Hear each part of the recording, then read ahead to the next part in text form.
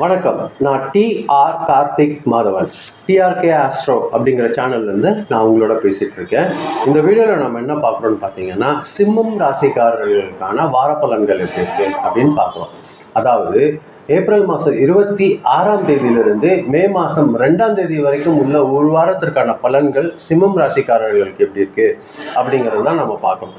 பொதுவாக சிம்மம் ராசிக்காரர்கள் இந்த வாரம் ஒரு நல்ல ஒரு முன்னேற்றம், சவாலான சில விஷயங்கள், அவங்க நம்பிக்கையோடு செயல்படுறது ஆகியவை கலந்து இருக்கும். இந்த வாரம் பொறுத்த வரைக்கும் இவங்களோட திறமை கொஞ்சம் நல்லா அதிகமாக வெளிப்படுறதுக்கான வாரம் தான் இந்த வாரம் பொறுத்த வரைக்கும் சிம்மராசிக்காரர்களுக்கு அமையும். சில நேரங்களில் சின்ன சின்ன தடைகள் வரும்.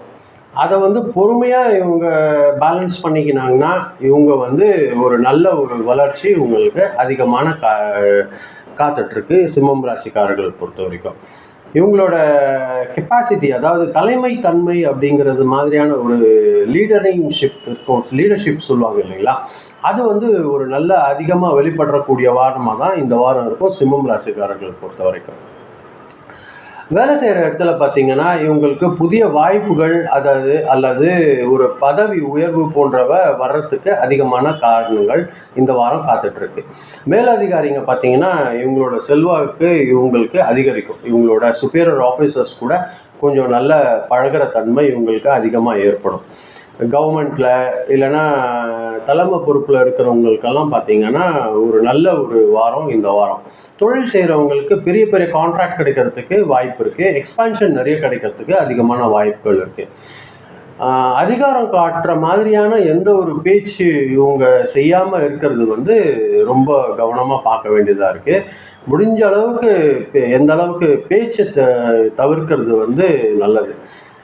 ஏன்னா இவங்க பேசுறதுனால ஏதாவது எதிர்வினைகள் உருவாயிடும். அதை தவிர்த்துக்கிறது, முடிஞ்ச அளவுக்கு அமைதியாக இருக்கிறது இவங்களுக்கு ஒரு நல்ல வளர்ச்சி கொடுக்கறதுக்கு வாய்ப்பு இருக்குது. சிம்மம் ராசிக்காரர்கள் பொறுத்தவரையில் பண வருமானம் பொறுத்த வரைக்கும் ஒரு நல்ல வருமானம் உயர்றதுக்கு அதிகமான வாய்ப்புகள் இருக்குது. அதே நேரத்தில் ஒரு கொஞ்சம் பெரிய செலவு வர்றதுக்கும் வாய்ப்பு இருக்கும். ஒரு நல்லதாக அதை ஏதாவது முதலீடு மாதிரியான ஒரு விஷயங்கள் உங்களுக்கு டைவர்ட் பண்ணிக்கினாங்கன்னா இவங்க கொஞ்சம் தப்பிக்கிறதுக்கு அதிகமான வாய்ப்புகள் இருக்குது.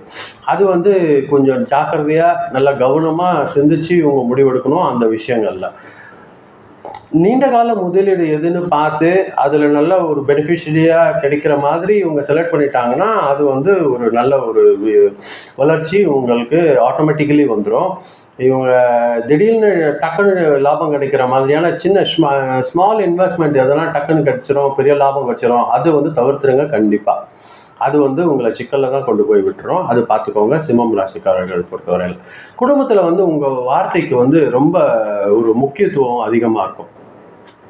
உங்கள் லைஃப் பார்ட்னர் கூட பேசும்போது பார்த்தீங்கன்னா அதிகமாக ஒரு ஆக்கிரமிப்பு மனசோடு நீங்கள் அவங்களோட பேசாதீங்க. அது உங்களுக்கு மனசில் கொஞ்சம் சிக்கல் உருவாக்குறதுக்கு வாய்ப்பு இருக்கும். ஒருத்தருக்கு ஒருத்தர் விட்டு கொடுக்குற மனசு வச்சுக்கிட்டிங்கன்னா உங்களுக்கு ஒரு நல்ல ஒரு வளர்ச்சி இந்த வாரம் பொறுத்தவரையில் காத்திருக்கு.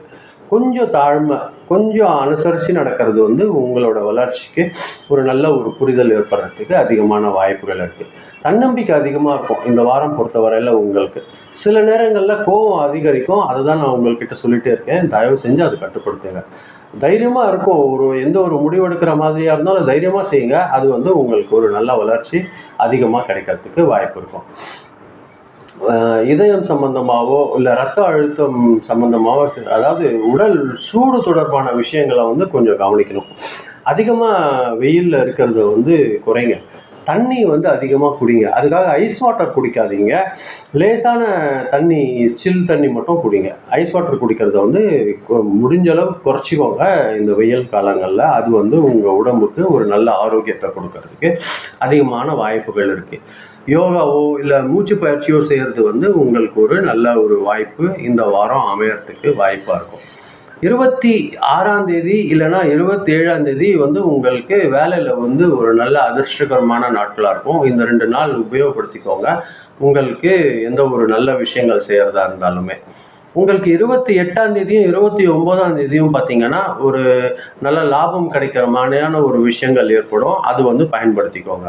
அதே நேரங்களில் ஏப்ரல் மாதம் 30ஆம் தேதி நீங்கள் கொஞ்சம் கவனமாக இருக்கணும்.